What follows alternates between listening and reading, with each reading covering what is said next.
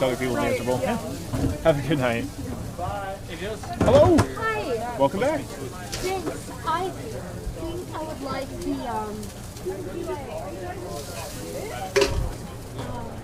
carbonara. Okay.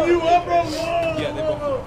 I feel a massive. But if I have like a free grub truck on my app. Oh, yep. So what you want to do is we'll actually do I'm about this. to make you show you your work in the gym because you're still light, motherfucker. There you Cool. go. Thank you. Absolutely. And then what was the mac? Don't forget to remove the The spoon. The carbonara. carbonara mac of the week. Here, I'll grab it for you. Excellent. And then click see rewards.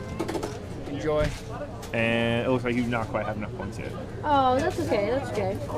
The video we just watched shows best friend Kaylee and Madison as they ordered some food at a food truck around a bar that they've been drinking in at the early hours of Sunday at about 1:33 a.m. to 1:53 a.m. The eerie thing about this footage is that barely an hour after they were sighted buying food, Kaylee Goncalves Madison Mogen and two of their other friends, Xana and her boyfriend Ethan Chapin, were all found hacked in a very gruesome manner in a scene that was so disturbing it has left the university town of Moscow, Idaho, and the rest of the world shocked. Good morning, good afternoon, and good evening. My name is Annie, and I'm coming to you from Nigeria. Today's case is one that I've been following for a while now. I mean, it's been a couple of weeks this sad incident occurred.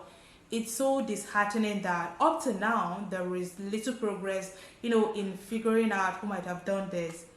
It's everyone's wish that the perpetrator or the perpetrators of this heinous crime, that if there are more than one, are caught and brought to book. But in the meantime, let's get into the details of the events leading up to and the aftermath of the Idaho massacre. Kaylee Goncalves was a 21-year-old student of general studies in the College of Literary Arts and Social Sciences at the University of Idaho, which is located in Moscow, Idaho. Following what became of her, people who know her have come out to say how good of a person she was. She was an absolute go-getter and a very brilliant student and very likable. She was a member of the Alpha Phi sorority and was set to graduate this winter. She was very, out there and had plans for her life and her future. She actually planned to move to Austin, Texas to work in the technology industry. And she was looking forward to that move, to start her new job and her new life in January.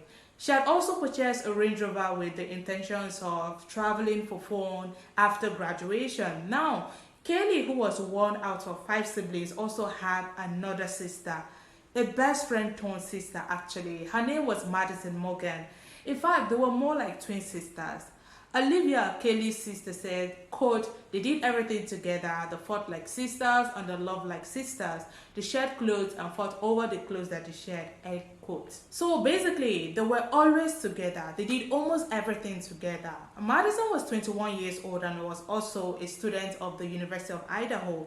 She was studying marketing, and unlike Kaylee, her sorority was Pi Beta Phi. She was described as a very girly girl and very sweet and very focused. Now, since these two best friends grew up together and did absolutely everything together, they rented, an off-campus apartment where they lived together. The house was on Kings Road, just let's say about 5 minutes drive to the university or maybe 17 minutes walk to the university where they both studied. Now, in that house was another friend of theirs. She lived with them as well. Her name was Xana Kernodle. So Xana was 20 years old, and unlike Kaylee and Madison, she was a junior, but she was in the same sorority as Madison. And she and Madison even waited tables together at a local restaurant. And Xana, just like Madison, also had been studying marketing. She was said to be, very fun and accommodating and very strong-willed and independent.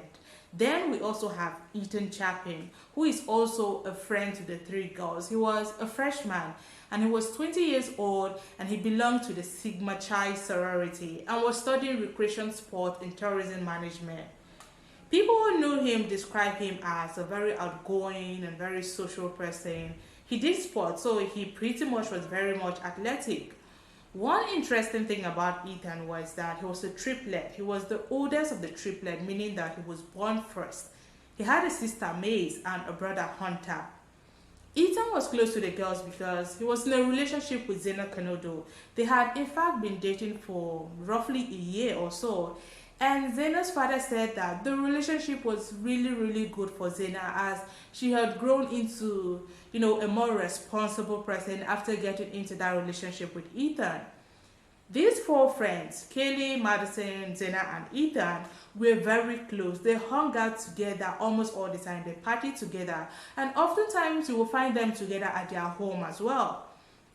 Well, Ethan did not exactly live in that house, but he was always over there because his girlfriend Xana lived there. So, on Saturday, November the 12th, all the friends hung out together. That was when this picture was taken that evening. Then Kaylee and Madison went to a bar called the Corner Club in downtown Moscow, Idaho to have their girl time. Ethan and Xana proceeded to a house party at the Sigma Chi house, which was nearby where the girls lived. It was a weekend, and they were just trying to have fun. But fast forward to the next day, being a Sunday, the Moscow police got a call. The persons who called the police said that someone was unconscious, and the address they gave was a home where Kaylee, Madison, and Xana lived. So the police responded immediately. When they arrived at the property, they actually thought it was going to be, a minor case. Someone was said to be just unconscious, right? But soon after they arrived, they quickly realized that this was no ordinary issue. This was one of the most gruesome crime scenes in the history of Idaho. That evening, the University of Idaho sent out a shelter alert that students at about a few minutes past 5 p.m. were asked to remain indoors. No one understood at that point what was going on and why, but when the sheltering request was lifted later on and students got to know exactly what was happening, there was just fear and anxiety in the air. The university president released a statement telling the student what exactly had happened. He said, quote, "It is with deep sadness that I share with you that the university was notified today of the death of 4 University of Idaho students living off campus, believed to be victims of homicide. We are grateful for the support of the community and the ongoing efforts of the police department. The university is committed to supporting students and families during this difficult time." End quote. So now that the students were fully aware of what was going on, the thought of who had done this to the fellow students and why this had happened were questions that they didn't have the answers to. And that was the scary part of this whole thing, not knowing. Mind you, the police at this point had not said who the victims were, so people were just waiting for any news to confirm the identities of the people that were involved. All they knew at the time was that 4 students were deceased, nothing more. The TOD of the victims was put at sometime between 3 a.m. and 4 a.m. So now it was the duty of law enforcement to find out how this had all happened, because students at this point were even speculating if one amongst the deceased had done this to the tree and then taken their own lives. But the police quickly shut that angle down, and they said that the 4 were all victims of the crime and none amongst them was the perpetrator. Yet the speculations didn't stop. People were questioning if it was like an overdose or if it has anything to do with people dealing in the sale of illegal substances. I'm hoping you understand what I mean by that. I mean, it was a whole lot of rumors going on at the time that the news broke. And the police had no other choice but to release crime scene photos, which were very disturbing and very grisly. In the pictures, one could even see red fluids dripping down the wall at the back of the house to tell you how insanely disturbing the crime scene was. If that was the exterior of the house, how worse could the inside where the victims lay be? The bodies of the victims of this crime were at different locations in the house. Ethan and Xana were found laying deceased on the 2nd level of the house, which, by the way, was a 3-story building, and Kaylee and Madison were on the 3rd level of the house. The weapon used in the crime was said to be something with a sharp and serrated edge, so right from jump, it was believed to be some sort of, The police did eventually confirm what it was, but we shall get into that shortly. The police also said that they believed that this was no random crime or a crime of chance, but that they believed all 4 friends were targets because there was no forced entry into the home.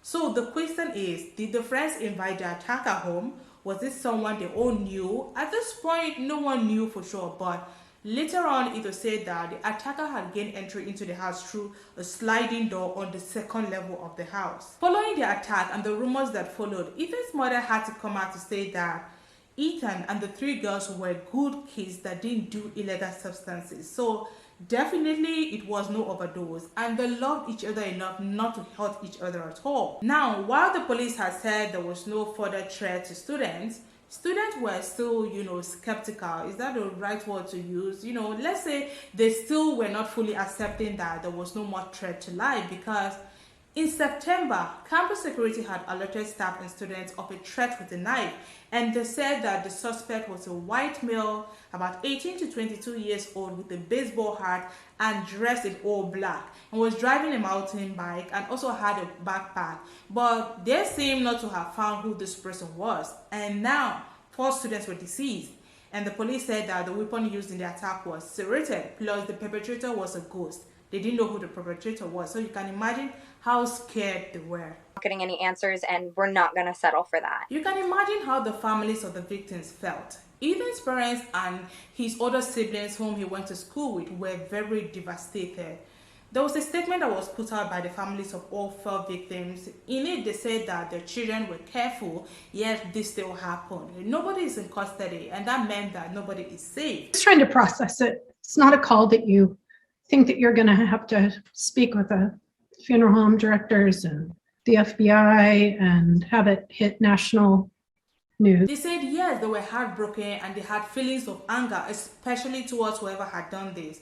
Can you blame them? You would too if this was a family member or your loved one whose life was taken in such a grisly manner. 4 students murdered in a gruesome manner, yet no one knows who had done this. It's very terrifying and, very frightening to imagine. If you look at it critically, how can just one person overpower all 4 of them? Or was there more than one perpetrator? Or were the victims knocked out cold to be easily hacked away the way they were? Another strange thing was that no one heard any commotion go on, not even the people who were sleeping on the ground floor of the same house at the time of the crime.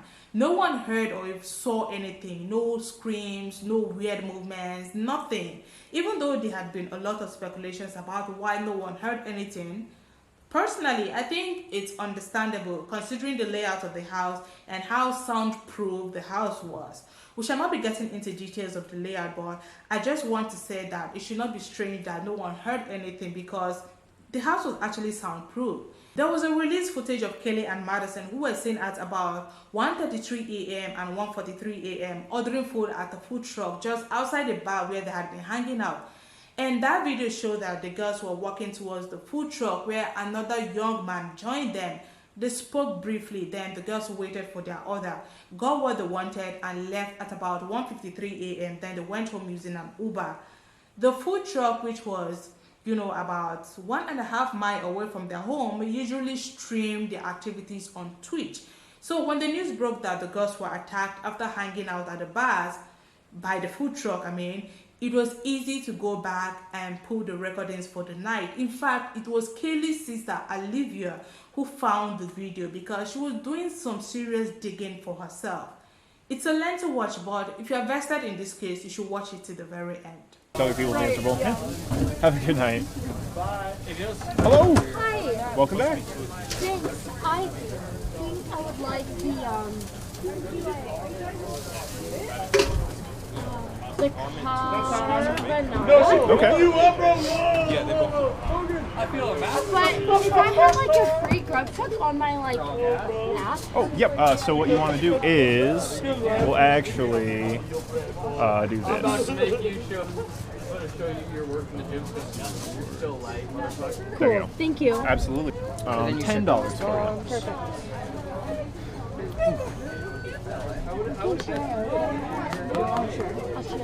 I do have a big burrito pork here for you. Cool. Thank you. 4078. Thank you very much. Where'd the pen go, guys? Where's my pen? How are you guys doing? How are you? I'm doing definitely. I get Thank you. and pork tacos. Hell yeah. How many pork tacos would you like? Just come with one. It's one, but they're like 6 to 7 ounce tacos. They're not like small little street tacos. I normally eat 2, 3 is a lot for me. So one would be fine if I was getting pasta too, or Yeah. mac and cheese too. Yeah, that's gonna be I better almost 2 pounds of food. I better get 2. Okay, you got it. I got her. 2 pork tacos? Done. Oh, talking to Twitch stream. Oh, you're so good. Absolutely, thank you. How are you doing? Pretty good about yourself. I'm doing extremely well. What sounds good? Can I get a big burrito? Yeah. For the big burrito, would you like pork or chicken? Chicken. Got it. And then you said a Mountain Dew? Yes, please. Excellent. Big burrito chicken and a Mountain Dew. We're going to do $11. Go, please, please. No, I'm getting yours no matter what. Like, please, please, he's waiting. We'll do 2 fried cheese mac and cheese. Like, I'm adding 2 or you're making it, it's now 2? Oh, Sorry. 2. You're adding Like 2. Excellent. Gotcha. Okay. Anything else? Reed, come on, you're the last one.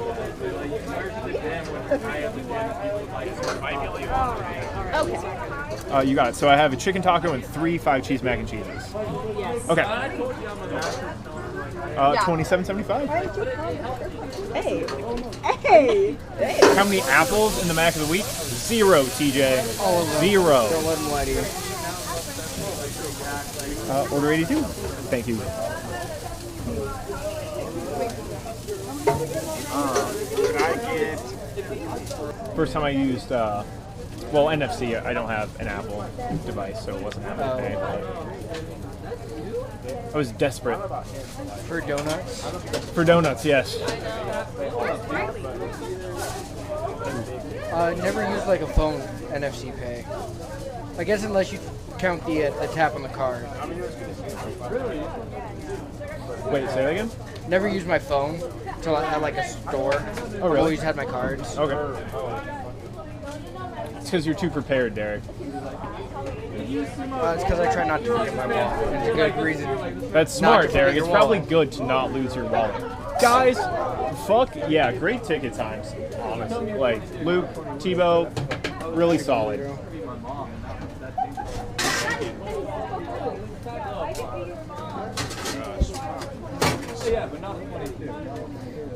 Love it. Very So pleased. Joe, All how right. close? Do you guys have any NFC, Go Ben? Any whatever sort of payment you have on your phone, we can take. Order 84. Thank you. We do not have the scan one though. Order 85. Thank you. Can I do the big burrito? But I'm gonna be really picky. I'm so sorry. Can I get it with that? That's Chipotle slaw. Yes, you absolutely And can. then No without slaw. the onion salsa. No salsa. So that was the footage of the girls at the food truck talking to this guy. I'm not sure if this footage was any use to the investigators, but it at least showed what the girls were up to in the last hours of their lives and, you know, showed who they interacted with. Now, if you look at the footage clearly, you will see that soon after the girls' Uber arrived and they left the area, the guy who they have been talking to, you know, left as well, but he didn't go in the same direction that they did. Let's assume that the girls got home at around 2 a.m. That's using the driving time and the 1.5 mile distance between the house and the food truck. When they got home, Kaylee made a call at about 2:26 a.m. to a man called Jack about 6 good times between that 2:26 a.m. to 2:44 a.m. And within 30 minutes later, all 4 of the friends were slayed. Kaylee starts to call Jack. Kaylee calls Jack 6 times. It wasn't clear exactly who this Jack guy was initially or why Kaylee had to call him 6 times or what the discussions were about, but it's enough to draw attention, right? I mean, he was the last person she had tried to contact, and he was also the last person that Maddie had tried to contact as well. Maddie had also, you know, tried to call this Jack person 3 times from 2:44 a.m. that Kaylee stopped calling him to about 2:52 a.m. So at first, it was kind of, you know, confusing as to who this Jack person was and why did the girls so badly needed to get in touch with him that night. But it will later on come to light that this person was Kaylee's ex-boyfriend and he never did take any of those calls. Now, Ethan and Xana had gone to a party at the frat house and stayed till 9 p.m. Then they left. They returned back home between 1 to 1:45 a.m. So that timeline of roughly 5 hours in between is unaccounted for. Where had they been and what were they doing? This was a question that people didn't have answers to, but during an interview of Ethan's parents, they said that Xana and Ethan had also attended a party hosted by Kappa Alpha Theta, which was the sorority that Ethan's sister Maze belonged to. So could this be where they were during this time frame that no one knew where they were? I think it was. Following the findings of the bodies and the numerous questions that people were asking, the authorities held a press conference in which they revealed more details about the case. It was this time that people got to know about the two more people who were asleep in the house during the time of the crimes. Their names were given as Dylan and Bethany, and initially they had thought that Ethan had passed out. That was why they alerted their friends first and then called the police. I'm not exactly sure why they thought he had passed out, considering the wounds that he had on his body and how the scene might have been. Maybe they just didn't see it. Maybe it was dark inside. Maybe they didn't get to see it. I am not sure why, but initially they thought that he was unconscious. They didn't know that something sinister had happened to him. My name is Chief James Fry with the Moscow Police Department. I'm going to be reading from my notes today because I want the information you received to be extremely accurate. We know you have questions, and so do we. That is why we're here. I'd like to thank everyone for attending this press conference. Joining me today is the Latah County Prosecutor Bill Thompson, University of Idaho President Scott Green, Provost and Vice President Tori Lawrence, University of Idaho Dean of Students Blaine Eccles, Latah County Sheriff Richie Skiles, Chief Deputy of Latah County Tim Best, Idaho State Police Colonel Kedrick Wills. The Moscow Police Department would like to extend our condolences to all family members, friends, the University of Idaho, and the Moscow community. This was a horrible crime that took the lives of Ethan Chapin, Xana Kernodle, Madison Mogen, and Kaylee Goncalves. This horrible crime has affected all of us, the families, the University of Idaho, our community, our country, and our officers. Agencies that are involved in this task force include Latah County Sheriff's Office, the Idaho State Police, and the Federal Bureau of Investigations. As we continue our investigation, we have learned that Ethan and Xana were at a party on campus, and Madison and Kaylee were at a downtown bar. They arrived home sometime after 1:45. If anyone in our community or across our nation has any information about these times or the victims' whereabouts, please call our tip line at 208-883-7180. The facts of the case that we know right now. We know that these homicides occurred in the early morning hours of Sunday, November 13th. Around noon, Moscow officers received a call of an unconscious person. Officers discovered the bodies of Ethan Chapin, Xana Kernodle, Madison Mogen, and Kaylee Goncalves inside the residence on King Road. The four were stabbed with a knife, but no weapon has been located at this time. There was no sign of forced entry into the residence. Investigators are continuing to collect evidence at the scene. Investigators are working to develop a timeline to relevant events. Autopsies are taking place today on all the victims so we can continue to gather evidence and solve the crime. Investigators are working to follow up on all leads and to identify a person of interest. Based on details at the scene, we believe this was an isolated, targeted attack on our victims. We do not have a suspect at this time, and that individual is still out there. We cannot say that there's no threat to the community, and as we have stated, please stay vigilant, report any suspicious activity, and be aware of your surroundings at all times. What we don't know, the identity and location of the suspect, the location of the knife or any clothing that was worn by the suspect. Currently, we have 25 plus investigators working this case, as well as assistance from the Federal Bureau of Investigation and the Idaho State Police.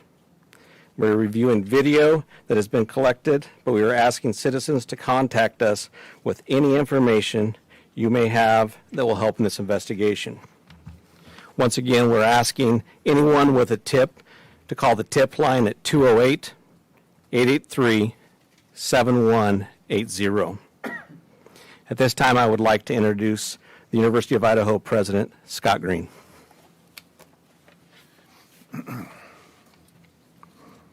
Thank you, Chief Fry.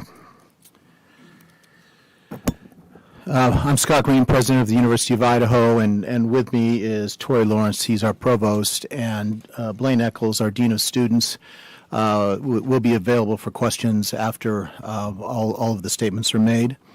The crime, to us, this crime and the loss of these young lives is just simply beyond comprehension.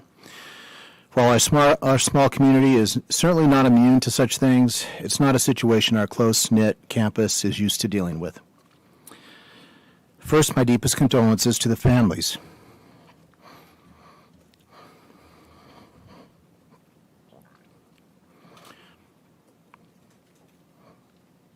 And friends of Ethan, Kaylee, Xana, and Madison. Excuse me.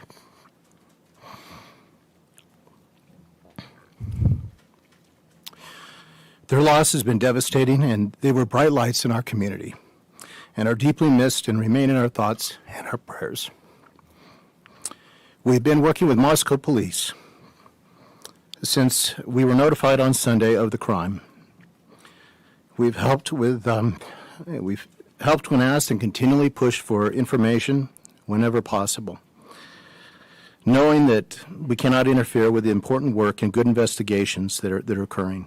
We just want justice for these victims. Our focus at the university is to support our students and our employees. We are encouraging students and employees to take care of themselves as we head into Thanksgiving break. I want to take a moment to commend our faculty and staff who have been on the front lines helping our students, whether that is providing counseling to those in need of support, accommodating those who want to travel home, or engaging those who find comfort in staying busy interacting with their peers and our instructors in class. Our employees stepped up when our students needed them.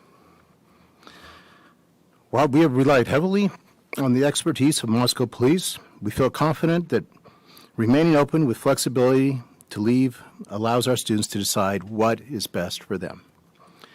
The weeks ahead will continue to challenge us as this loss and the circumstances around this crime become known. We will support each other as we grieve, and we'll move through this together as a Vandal family. Thank you. I would like to have Colonel Kedrick Wills come to the podium, please. Good afternoon. My name is Kedrick Wills. I serve as the director of the Idaho State Police. And as we have this discussion today, I'd like to express my appreciation for your attendance here, because it's important, vitally important, that we get the information that we have out to the public. Crime knows no boundaries, and these murders have shaken us to our very core. You heard the university president as well as the chief of police talk about this small community, and it's a very close, tight-knit community. And our hearts break for the families that lost their loved ones, the University of Idaho, the Moscow community, and even within our entire state. Be assured, the Idaho State Police is firmly in support of the work that the Moscow Police Department is doing, and we are providing every resource that we can to make sure that this comes to a conclusion, and that the person or people that this is responsible are brought to justice. It's so important that you understand that this takes a team effort. This is teamwork with the university, with the Moscow City Police Department, the Latah County Sheriff's Office, the Idaho State Police, and the Federal Bureau of Investigation. It takes everybody to be able to do this. And it's a balancing act.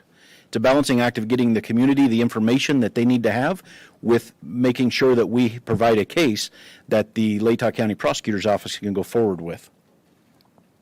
Governor Little, Idaho's governor, has assured me that the full weight of all the resources we have within our state are available to Chief Fry and to his team.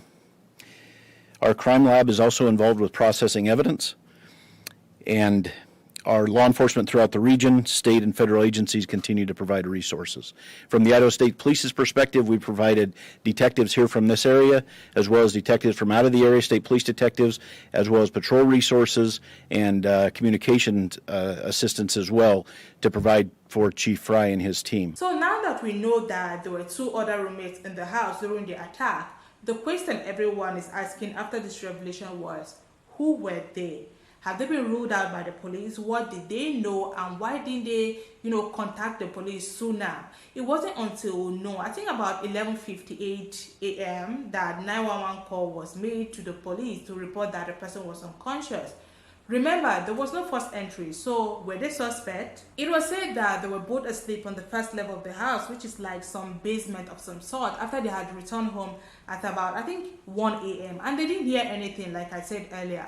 It's possible and understandable. I don't know why a lot of people are making a big deal out of it, but people who know the house have come out to say that when you are at that ground level, you don't really get to hear the noise. Even if there's a big party going on upstairs, you don't get to hear it. So it's understandable that they didn't hear the attack occur. The police during the investigations began to visit local supply stores looking to see if any military grade knives had been sold to anyone in recent times.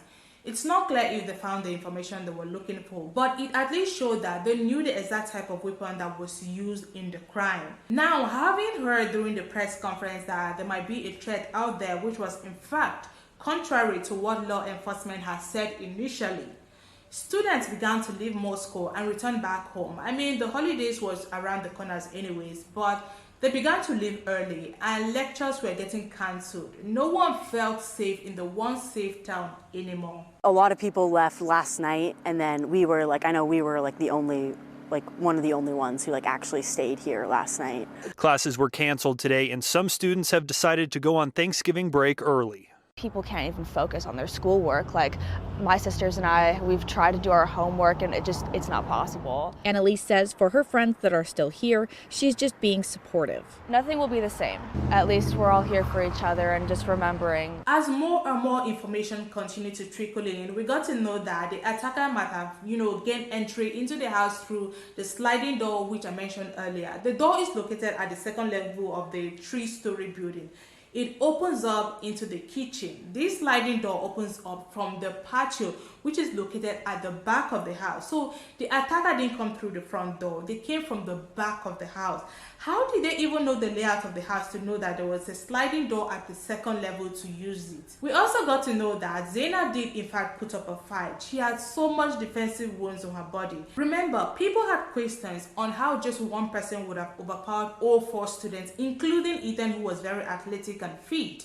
Now we know that they actually fought for their lives. This also means that the attacker must have been really, really strong and fit. And that detail is scary because this person is still out there on the loose. Now, what is the motive for this type of attack? I mean, it looks like the attacker was really, really angry at the 4 for some reason that we do not know. Now, remember that guy at the food truck with the girls when they arrived? The one who went his way after the girls had, dished him standing there. It said that he goes by the name Jack. So, is this the Jack that the girls were trying to get in touch with that night after they got home? Just to be clear, it's not the same Jack that the girls were trying to reach. It was Kaylee's ex-boyfriend, like I said before, but a lot of people didn't know this because their names are both Jack. If you go online, you will find people talking about this Jack, how he's a hunter and must have access to, the type of serrated knife that was used in the attack, and how he knew the girls. In fact, they said that he followed Maddie on her social media.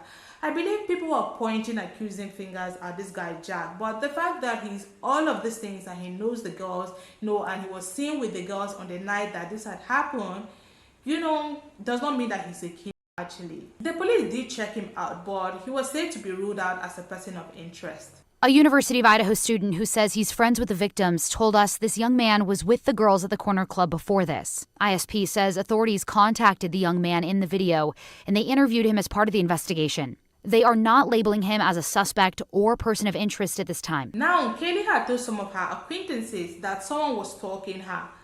I believe I saw some reports somewhere online that said that her father too did admit that Kaylee had a stalker and he had to change the locks to the home so that she could feel safer. There is a lot of information out there online. It's really difficult to pick out what is true or what is not, but I believe I saw that report somewhere. So speaking of motives, and just like the police has said, the crime was a targeted one. Could Kaylee have been the primary target and the other three were then collateral damage? The police have not been able to verify that Kaylee indeed had a stalker though.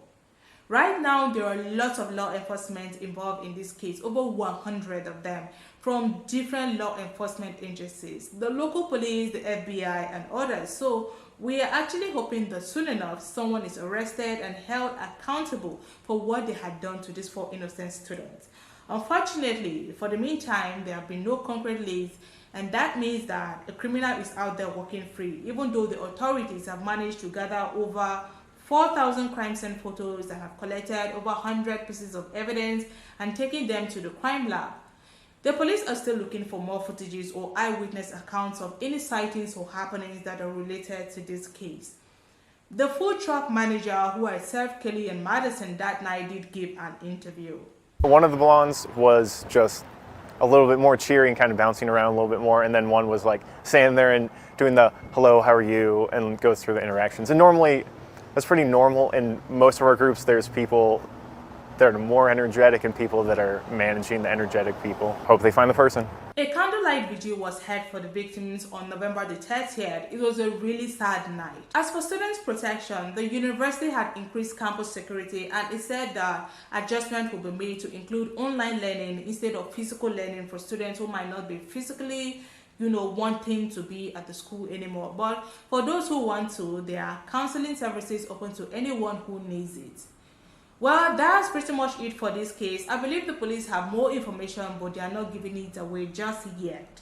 I believe they are keeping it close since it's still an ongoing case. Kaylee's father, Steve, did mention that there might be more victims than just his daughter and her friends. So I think there's actually something going on that the police knows, but we do not know about just yet. Let's see how this case goes. But ultimately, justice is what everyone is looking forward to, so that the families of the deceased can get closure and students can study at ease.